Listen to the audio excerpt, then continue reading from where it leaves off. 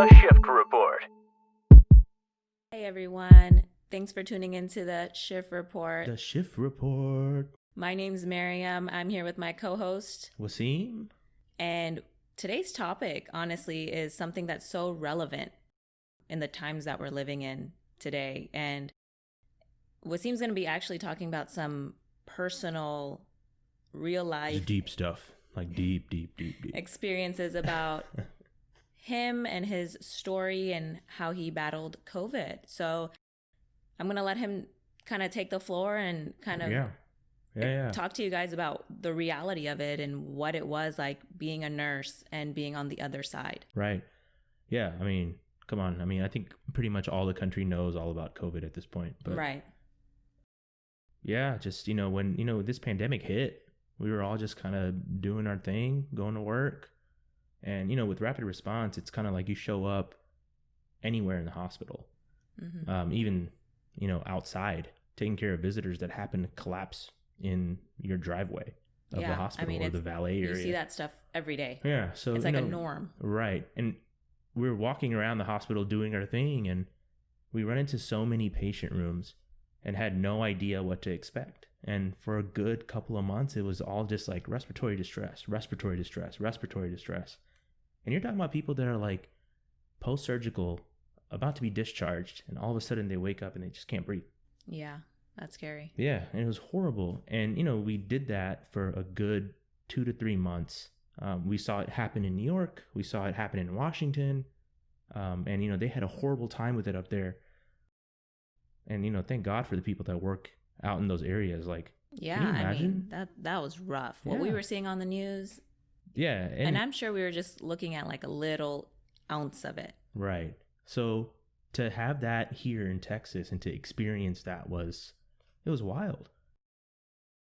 Honestly, I don't feel like we were ready for it. Yeah. I mean, we did learn a lot. We did. We learned a lot from the people up north, and they did a good job with it. And we were able to take best practices away. So I think from that end, we did real good. But then, I came home, or I went to work one Monday morning, and I'm sitting there, trying to get ready for my day. It's like 6:30 in the morning, and I'm really chilly. Didn't have a temperature. At this point, we're already doing temperature checks. Oh, wow. At the front, and we're getting screened. And I was fine. I walked through, it felt great. Got to my desk, and it's really cold, which isn't like... It's not odd in a hospital. Yeah, that's customary for us because our office stays cold. Uh-huh. So I look over to my coworker, and I'm like, dude, I'm cold. And he's like, man, I'm cold too. So I'm like, okay, whatever. It's not just me. So we get an early morning page that day. So we go to this page, take care of the patient, do what we do as always. And we come back to the office, and I'm still wanting to put my jacket on. Okay. And usually by the time I go to a rapid, kind of do things, get moving, the blood starts flowing and I feel better. You feel more, That comfortable. wasn't the case. It wasn't the case at all. So, I sit down and I'm like, man, this isn't right. Like something's messed up. As the day progresses, I start getting really fatigued. Ooh. Yeah. I didn't sneeze or anything. I didn't have a cough. I actually didn't have a cough for a long time, but I didn't feel right. I felt like really flu-y. Like I was getting the flu, or I had a temperature. So I left, just out of an abundance of precaution, just so out of midday. Yeah, it was like 11 o'clock in the morning. Oh, wow. And I looked at him, I was like, dude, I'm sorry, but I'm not feeling good. I'm leaving. And he's like, no, you go, So I call my Healthline that we have at the hospital, and they're like going to get tested, whatever. And they couldn't get me in until the next day, which is fine. So I come home, start isolating immediately, staying away from family, and go get tested, and it comes back negative 3 days later. 3 days? It took 3 days. Yeah, that long? Took 72 hours. Wow. And at that point, I'm like, okay, what is this? And this is 4 days from feeling bad. So this is, since your first symptom. Right. So I have an intense sore throat, start feeling really bad. I go to the urgent care because I can't even sleep at night because of my sore throat. And I'm thinking I have strep because I've had strep before. So I said, okay, can you just test me for strep? That might be it if it's not COVID. Right. And of course that came back negative. So I just went home, and was managing symptoms, isolating, keeping to myself. Laid down one day to go to bed, and I was going to bed like at 9 p.m. at that point. and I just couldn't breathe. Like, it was that quick. Wow. And I'm just like, what is going on here? So you just felt like you just couldn't catch your breath at that point. Yeah, it's like, it felt like an elephant was sitting on my chest. Wow. And I just couldn't breathe. I just couldn't exhale, inhale. I couldn't do anything. So I checked my my pulse ox on the SpO2. I had a portable one, and it said something like 83, 84%. Jeez. And I was at rest. Like, I hadn't even done anything. Right. So that freaked me out. So I went to the hospital. Get to the hospital, go through the ER, finally make it up to the COVID unit, and the ER is ramsacked at this point. So how long was your stay in the ER if it I was was that there busy? for 16 hours, yeah. 16 hours, yeah. Oof. But I might have been the lucky one. Right. Like, who knows? So I get to this unit. I want to use the restroom, which is like 15 feet away. And I walk to the restroom, and the nurse is like, "You're going to be okay?" I said, "Yeah, I just put some extension tubing on the oxygen so I can get there." And at this point, how many liters of oxygen were you on? Not just 2. Okay. Yeah, I wasn't on much. And your saturations were fine? Yeah, they were like, in the ER at least, they were like 96%. Okay. So, it helped me. So in the ER, I just sat there, just watched South Park on repeat for 16 hours. Finally got to this room. I'm like, I need to use the restroom. And I hadn't gone to the restroom. They had given me fluids and stuff, so I had to pee. So I walked to this commode, which is about 15, 20 feet away. Pretty big room. And I sit down and I feel like I just climbed Mount Everest. Wow. And I've done that. Right. Like, to base camp. I've hiked there. Right. Yeah. And that was hard. And this was 15 feet compared to 12 days of hiking. Jeez. So it was just like, okay, what just happened? So I'm over here pulling the call light on the commode, the little string. Right. And she's like, "Hey, what's up?" And I went back to my own hospital, so I know these people. Right. And I'm like, "Dude, I can't make it back to bed." Wow. So they come in you were all that winded, up. like you just couldn't. Yeah, I was done. I felt like post hip replacement. Wow. 85-year-old post hip replacement. Couldn't walk. 2 of the nurses gown up, come get me back in bed. I look up at the nurse. She looks at me and I said, "Bedside commode?" And she's like, "Yep." And I was like, "I'm okay with that. I'm not getting back up."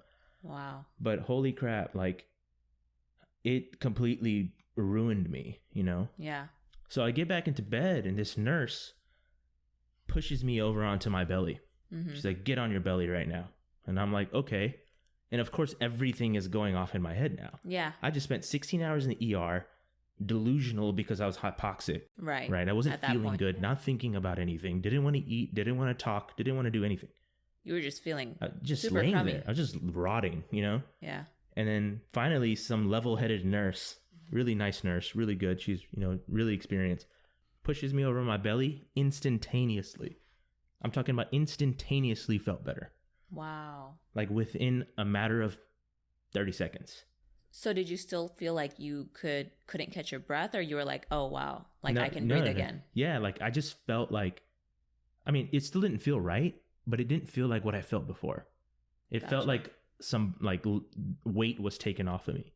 And there's a science behind it. So I did a lot of research, and I've been working with patients in the in the ICU that have ARDS and like really bad influenza. Mm-hmm. And we used to prone them all the time, and it's called proning, right? Okay. So I'm over there and I'm just like, I'm like, why does proning work so much? Like, why does it help so much? Because you had that experience. Like, it helped you tremendously. Exactly. So then, when all this COVID stuff kind of cleared out, I was back at work, jumping right back into the fire, probably right where I got it from. Right. And, I walk into a room with the lady who's in the IMU or step down unit, as some hospitals might call it. And she's on a lot of oxygen. And she's getting to a point where she's on so much oxygen that she might need to be moved to the ICU. And I asked a simple question to the nurse. I said, "Hey, is she proning?" And he was like, "What?" I was like, yeah. Have you put her on her belly? They're like, "No." So I'm like, "Okay, what?" And they're like, "She may not do that. She's older, Right. like a little bit more difficult." So I go in there and I push her onto her belly, and she's like, "Oh my God, I feel better." Also instantaneously. Yeah, instantaneously. And at this point, they had been moving from like 50%, 60, this is the oxygen level, 50%, 60%, 70%, 80%. And she's at 80%. I put her on her belly. Within 1 hour, she's back down to 60%. Like vapotherm. Vapotherm, yeah, through the nose. Yeah. So it's like heated, high flow oxygen, right? Yeah. And she's doing just fine. Nice. And she's like, "Wow, like, thank you for helping me." And then the nurses out there, they were like, man, we didn't even think about that. And I'm like, yeah, but why? Right. Yeah. Right? We don't have that education about like, what is the science behind it? Why does that work? So, that kind of lit a fire in me to say, okay, what is proning? Like, why is it helping these people? So, after a little bit of talking to some of the doctors, the intensivists at the hospital, even the doctors that took care of me, I was able to find out like, so the weight of the heart, we don't think about how heavy the heart is because it's kind of minimal as far as an organ, like size wise. Right. Functionality is through the roof. It's probably one of the most important organ we have. For sure. The weight of the heart when you're supine or laying on your back, it falls by gravity onto your lungs, right? Because it's right above your lung. It's all encased in your rib cage. Right. So when you already have weakened lungs because of respiratory illnesses like COVID, influenza, COPD, whatever the case, that restrictive or that weight, that counterproductive weight of the heart on your lungs makes it tougher or harder for your lungs to expand fully. That makes sense. Right. So then when you prone, the weight of the heart distributes down towards your sternum, like to the bed pretty much. And your lungs open up a little bit and there's less weight. You know what I'm saying? So it's less restrictive in that case. So that's like one of the, it's a big reason why proning works so much. Another reason is because we have several different parts of the lung. So the lung is kind of, broken up ventrally and then dorsally. Ventral is more like anterior. So then when the heart isn't pushing so much weight onto your lung, the dorsal part of your lung is able to fully expand. And there's more lung tissue in the dorsal regions. They're longer back there. Not longer, but they're like, if you look at the way the lungs are, right, it's like they're thin at the top and they get thick at the bottom, right? They're just naturally how they're made. Right. So the dorsal part of the lung gets better perfusion, gets better oxygenation, it expands better. So systemically, your oxygenation improves.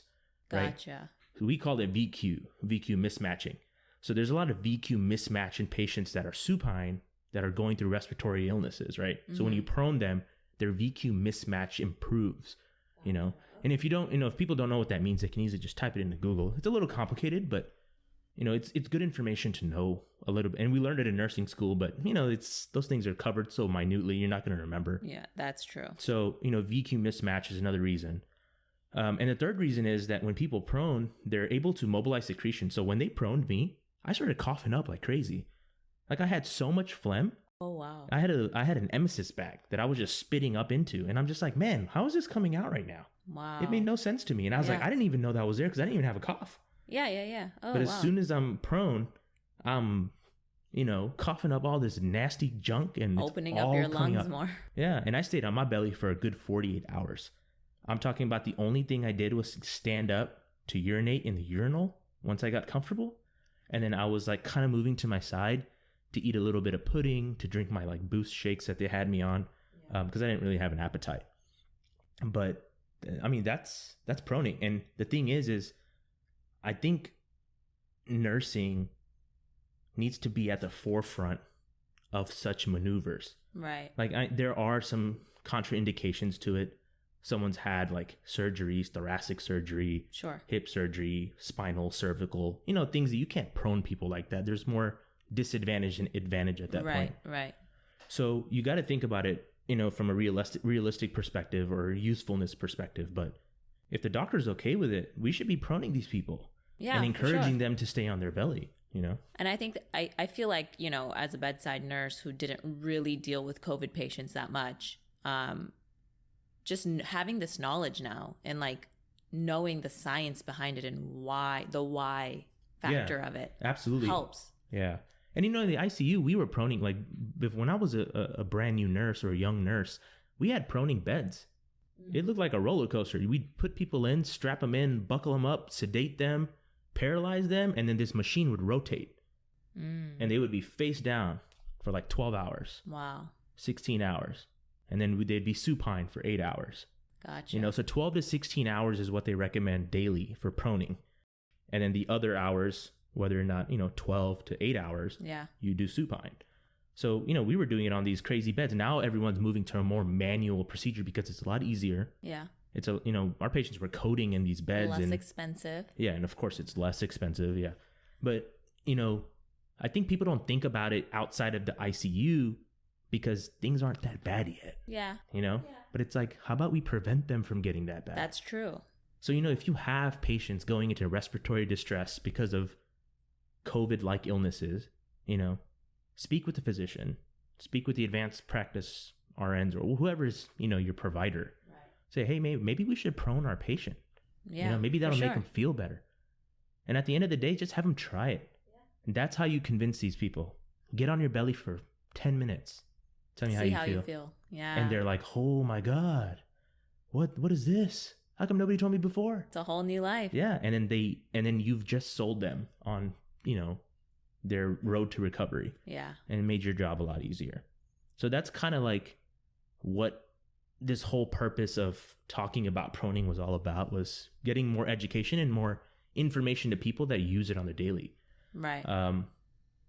There's more information. There's the RTs, the respiratory therapists, your CNAs are great resources. Right. Shout out to the RTs though. Yeah, for sure. Our RTs are great. And I'll be honest, like my nurses were awesome, but when I was sick, them RT, oh my God. Yeah. They really stepped up to the plate. And I mean, I was one of their own, but I know those guys, they provide the same level of care to every patient. Right. Every patient's a VIP to them. And man, they really, really stepped up and, you know, they were there. So, you know, when it comes to respiratory illnesses, who better to go to than the respiratory therapist? Absolutely. You know? So couldn't agree more. Yeah.